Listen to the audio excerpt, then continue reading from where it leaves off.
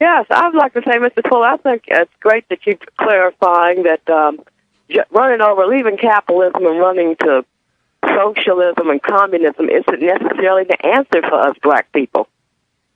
Yes, I mentioned the words capitalism, communism, and socialism in the word guide. I also mentioned these words in the basic textbook, the revised expanded edition, and also in the original 1984 basic book. First of all, here again, we do ask questions. Yes. What is capitalism? What is communism? What is socialism? What does it mean by being social? And if you check the books, you will find these words used quite a bit, but it's mostly in the form of questions. When people start talking about, well, the solution is we got to get rid of this communism and have capitalism, or we got to get rid of capitalism and have communism, or we got to get rid of both of them and have socialism. Well, that calls for what? Questions. Many, many questions, starting with, what exactly is capitalism?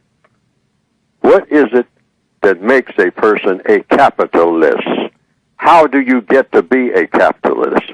You probably have about 10 or 12 dozen questions about just the definition of capitalism and communism and socialism. You want to get that straight first. What are the definitions?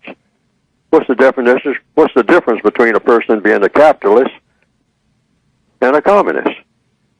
I mean, if you have something in common with a person, and these questions I asked in the textbook, does that make you a communist? You sometimes say that, well, I go fishing with a buddy of mine, and we got a lot in common when it comes to fishing. And you say, oh, does that make you a communist? Well, you got a lot in common with somebody? A person might say, well, I got married last week, and I married a lady that when I talked to her, well, the reason I married her because we got a lot in common. Oh, well, I mean, you better get away from me. Hey, it looked like you might be a communist because you've got something in common with somebody. All right? So what are we talking about here? I mean, do we ever really examine words? And I have these words in the textbook. Yes. And I raise these type of questions. These are the exact type of questions I ask.